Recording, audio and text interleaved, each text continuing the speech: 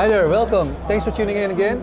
And coming to you live from Paris Blockchain Week, talking with the most impressive founders and key opinion leaders in this space. Today I have with me Zaf from AZTEQ Metaverse, right? Absolutely right. Nice to meet you. Great to meet you, Tristan. So can you tell me something about AZTEQ Metaverse and your role? Yeah, I'd love to. So AZTEQ Metaverse is a company based in the Netherlands, so we're European-centric.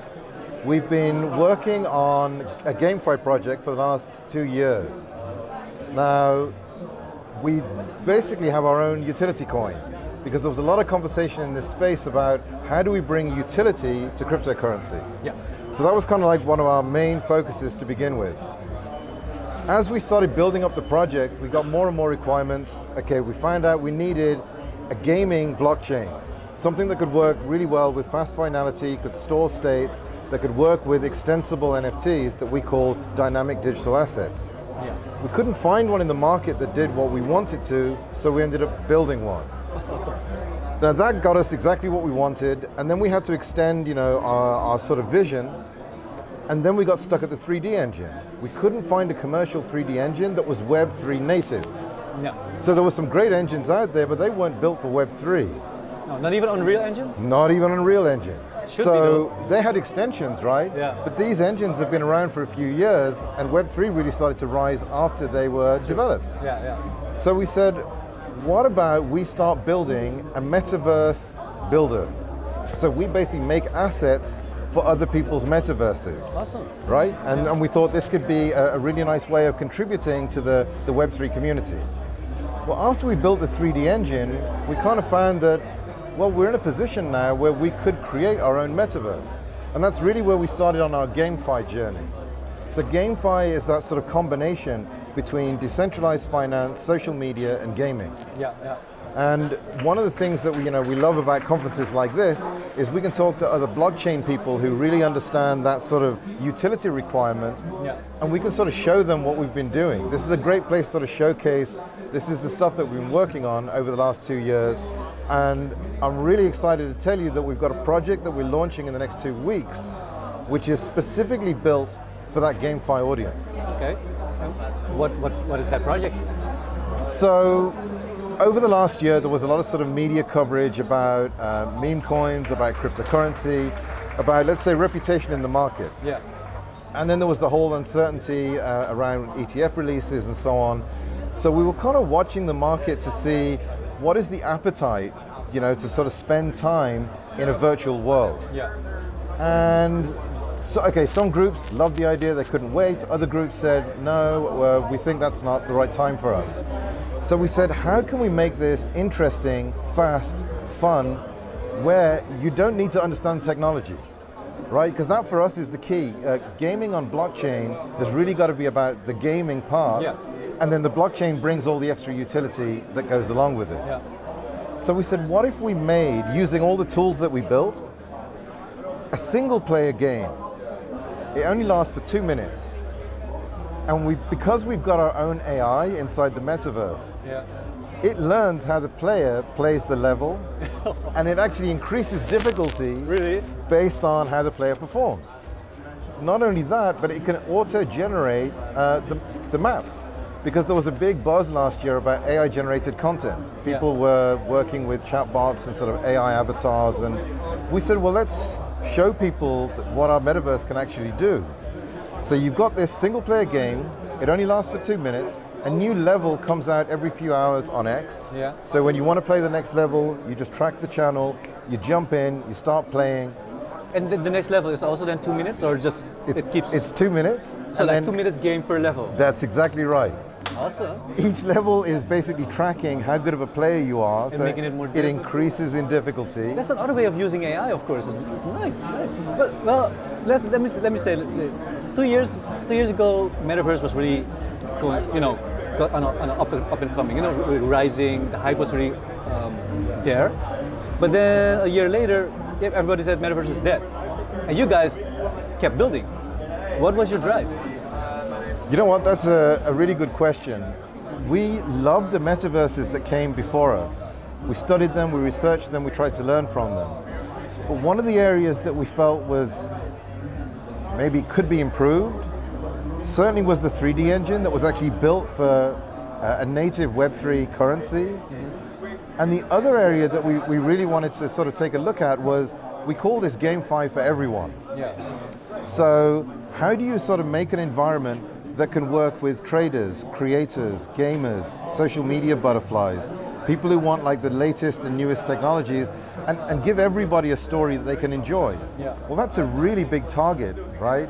Especially if the public have sort of got an impression about Metaverse already. So we said, no problem, we'll give you a use case. We'll put a little showcase together of what we think people might enjoy, and that's what gave birth to Xolo Games. So it's called Xolo Games. The first game's coming out in the next 2 weeks, and then we've got another 11 games coming out after that. And we wanted to sort of show people the different environments that we could have in the Metaverse, the different characters that we could use. So in the first game, we've got the franchise from G.I. Joe, which a lot of people watched the movies and the cartoons when they were growing up. And we've also got the Predator alien. So from the Schwarzenegger movie, and G.I. Joe is basically hunting the Predator. That's just what it is. Is he hunting the Predator? Yeah, he's hunting the Predator in the first game. You get a higher score as you can, and then we've added a token to the game. Yeah, so you can earn also, right? We thought it would be a great way of sort of showing the utility of cryptocurrency, that if you had a token that actually gave you rewards as you got better at the game, that's one way of progressing. You can buy your own upgrades, so if you wanted to sort of, pay to win, you could do that too. But we also said, if other people come and play your game, then the token goes up in scarcity and it increases in value. So now you're actually investing in yourself playing the game. And we sort of made it so that you can actually take the token and then move to the Metaverse and then spend those tokens on upgrading items, buying items, use one of the off-ramps from our partners and put the fiat in your pocket.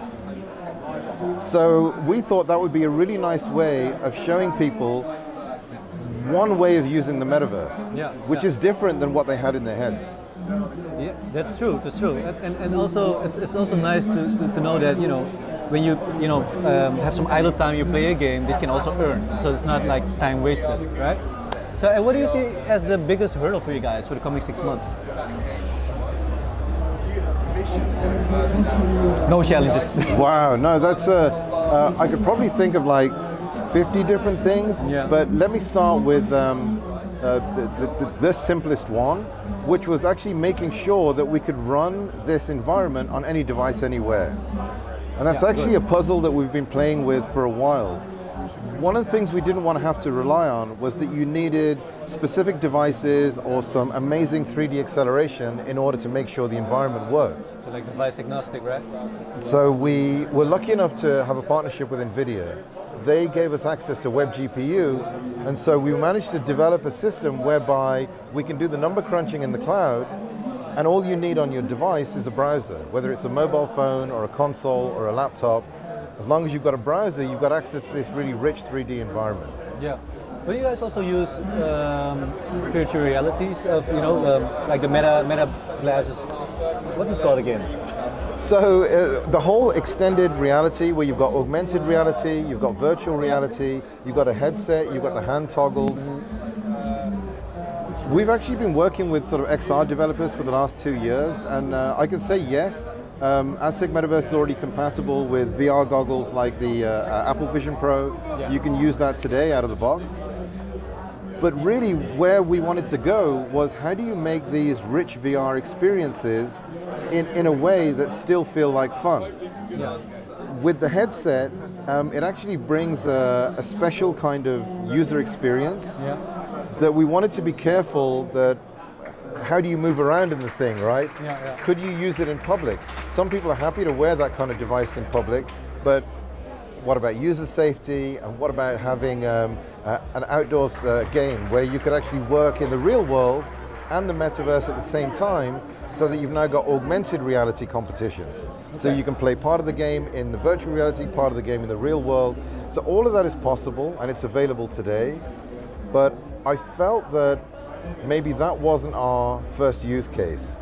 But I am happy to say we've already tested the technology, it works, and we've got some really nice stories in the pipeline around the whole XR space. Because in my experience, if I talk to people who really don't know what Metaverse is, like myself a couple of years ago, I thought it was always about virtual reality, but it's also about mixed reality, extended reality. But you can also just play it in a browser, which is great because it's for everybody then, right? But how would you describe the metaverse in simple terms to the people at home who have never heard of the metaverse? Okay, that's fair, because sometimes you can get wrapped up in your own sort of conversation. True. And you're like, okay, everybody knows what a metaverse is. I would say if you've got 3D reality here and you've got virtual reality there, the metaverse is the bridge between the two. Okay. So it's not even a location, it's an interface so that you can actually move between a real world music concert, a virtual music concert, you can buy merch, you can buy NFTs, you can have this sort of translation of your user experience in the real world and the virtual world. That's the metaverse. Because when I'm looking at the metaverse, it would also be a great space, of course, to do some advertising. Do you guys also facilitate for other businesses to advertise in your game? Or is that a business model you have to think of yet? We thought about it a lot. Oh, okay. A lot of people sort of came to us and said, we've got great advertising opportunities for you. We really want to put this product ABC or partner you with these sort of different industries. I had my own experience with metaverses that didn't have a lot of users, but did have a lot of advertising. And one of the things that does early on is it breaks your immersion. And to me, some of the key factors about a metaverse is you need to feel like it's an immersive experience. True. Yeah. And so I thought it would be most important for the players to feel some level of magic when they get into that environment. If you see an advertisement for food or for clothing, as soon as you get in there, it sort of breaks that immersion a little bit. So we're going to think very carefully about advertising. Maybe there are vendors that would work inside that environment. Yeah. But to me, it's really important that users come into the metaverse environment and feel like they have that sort of immersive, magical feeling of being in this other world. It's community over money. That's what it is, right? I think that's a really short way of putting it, and absolutely how we're thinking about it at the moment. Yeah. Okay, well, on that note, guys, you heard it from the man himself, from Zaf from AZTEQ Metaverse, community over money, and it sounds like a really great game to play with and even earn some money. But it's no financial advice though. So, but if you want to know more, make sure to tune in on bitcoinmagazine.nl. You can read the in-depth article in due time and watch the video. Thank you. Thank you so much, Tristan. Have a great day.